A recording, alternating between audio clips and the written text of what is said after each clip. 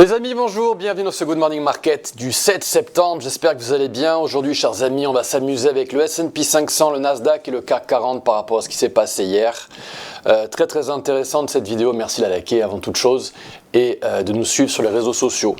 Alors mon compte X, c'est Antoine XTB et tous les jours je fais des petits points marché comme celui-ci et hier AMD était vraiment la star du jour, star de l'année même, 31% en une séance, c'est absolument exceptionnel et donc le Nasdaq a atteint sa fameuse cible en hebdomadaire que je vous annonçais depuis quelques temps. AMD évidemment a aidé, on va en parler aujourd'hui du Nasdaq. Le CAC 40 pour l'instant il tient bon mais il profite d'un environnement technique très favorable avec un VIX qui ne cesse de descendre, un dollar qui ne cesse de descendre également et des indices américains à des plus hauts historiques. Donc imaginez ce qui pourrait se passer pour le CAC 40 si tout se renversait. Bitcoin se dirige vers 130 000 $, Ethereum pousse, plus 20% depuis notre boîte verte via notre setup d'il y a quelques semaines. Le gold monte avec ou sans risque géopolitique, c'est impressionnant. On a une nouvelle, très bonne nouvelle ce week-end venant de Trump et son post sur Truth Social. Je vous invite à le lire, ça s'annonce historique, c'était en préparation depuis plusieurs mois. Donc voilà, intéressant. J'ai autre chose à vous dire. Oui, alors j'ai été très présent dans la presse hier. Il y a un seuil vraiment très important dans le taux obligataire à 10 ans, c'est 3,6%. Si jamais on casse cette résistance, eh bien la dette française pourrait être attaquée. C'est vraiment quelque chose à suivre si vous êtes notamment dans les obligations françaises. Alors, autre chose à vous dire, j'avais fait un petit sondage. Sommes-nous dans une bulle de l'intelligence artificielle? Vous avez été plus de 50% à répondre que oui, moins de 30% à répondre que non et 19% à ne pas le savoir. C'est aussi une bonne réponse à ne pas le savoir parce que une bulle a des caractéristiques très précises. On va en parler un petit peu aujourd'hui dans ce Good Morning Market. Alors, un des critères par exemple, c'est le sentiment. Et on est entré dans la case Greed, dans le CNN Fear and Greed Index. On est resté longtemps dans la case neutre alors qu'on faisait des plus historiques dans le S&P. C'est un petit peu atypique et généralement quand on a une bulle, on va grimper là-haut, on va grimper à 95% de sentiment. Donc cette courbe bleue, normalement elle va aller beaucoup plus haut. Et si on est dans une bulle, on n'est a priori pas en phase terminale du tout. On n'a vraiment pas les caractéristiques d'une bulle pour l'instant au niveau de prix. Vous savez qu'avec les vagues d'Elliott, je vous en parle souvent, on a souvent des vagues 5 étendues comme dans le gold actuellement. Dans les indices, on n'a absolument pas cette situation. Donc on est en train un petit peu de recharger dans le CNN Fear on est un petit peu en train de recharger dans le CNN Fear and Greed Index. On va peut-être bondir et aller beaucoup plus haut à des niveaux extrêmement hauts. Aujourd'hui, chers amis, au niveau du calendrier. Côté calendrier, on a la balance commerciale qui est parue la nuit dernière. On a surtout la Banque centrale allemande qui va parler aujourd'hui et aussi Lagarde à 18h10. On aura pour les traders de pétrole parmi vous les stats sur les stocks venant de l'API à 22h40. Petit rappel, chers amis, qu'est-ce qu'un mouvement mesuré haussier? Ça fait un petit moment que j'en ai pas fait de rappel là-dessus. Aujourd'hui, on va beaucoup en parler dans ce Good Morning Market. Un mouvement mesuré haussier est un trade effectué par une institution financière qui utilise des algo traders, des logiciels décentralisés de trading automatisés et qui achète des supports. Le support du retracement des 50% et le support du retracement des 60,8%. Ils achètent donc ces fameux algo traders dans cette boîte verte et ils ciblent le retracement négatif des 23,6%. Ces algo traders, vous les retrouvez partout, sur toutes les périodes, sur tous les instruments et notamment évidemment dans le S&P 500. Et le S&P 500, lui, a tradé un mouvement mesuré en période hebdomadaire. Regardez ça, vous le savez sans doute, c'est spectaculaire. Avec un plus bas ancré donc sur mi-2022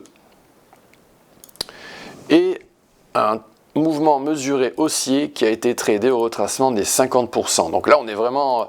C'est des algo-investisseurs. On a affaire à des algo-investisseurs qui ont acheté au Liberation Day, lorsque Trump est arrivé avec son tableau des tarifs le 2 avril, aux alentours de cette date, et ils ont acheté à 4832 points pour cibler les 6789 points.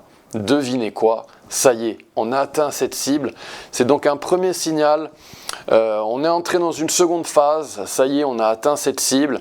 Ça veut dire que techniquement, on pourrait avoir un retracement total de la structure effectué depuis ce fameux Liberation Day. Et on pourrait donc techniquement redescendre. On est officiellement dans une période où ça y est, on peut au moins s'y attendre un petit peu à une correction, car on a atteint cette cible, cette profit target en anglais, cette cible de profit à 7789. Alors, on en reparlera cette semaine. Les moteurs de la bourse, parmi les 7 magnifiques, vous avez Google, Microsoft, il y a Nvidia qui est un petit peu en retrait, Apple, Tesla, Meta, eux sont en retrait d'autant plus. Amazon est largement derrière, et généralement on a un alignement des planètes quand le S&P 500 corrige en période hebdomadaire. Eh bien on a ces 7 magnifiques, ces grandes actions de la tech américaine qui elles aussi atteignent leur cible, et pour l'instant on n'y est pas. Pour l'instant on a juste Google, Microsoft et peut-être bientôt Nvidia qui vont être alignés avec le S&P 500. Donc on en reparlera cette semaine. Est-ce qu'on est dans une bulle ou pas? On en reparlera. On a le Nasdaq qui, lui, est venu chercher cette ligne de support précédemment résistance, un précédent plus historique, durant cette correction, la correction qu'on peut labelliser Trump, hein, puisque c'était parfaitement timé avec le Liberation Day. Donc ici, dans le Nasdaq, eh bien, nous avons, comme dans le S&P 500, atteint le retracement des 50%. C'était à 16 402 $, avec une cible qui a été atteinte au-dessus des 25 000 points. Je dis dollars, c'est des points évidemment dans les indices. Et donc voilà, Nasdaq, S&P 500, on est aligné, on a atteint des cibles. Et si on entre dans un mode bulle, eh bien on va tout défoncer à la hausse et on va partir à la hausse en extension, et on le suivra dans le GMM, on le suivra en daily, en H4. Du côté du CAC 40, alors le CAC 40, lui, il est dans une configuration différente.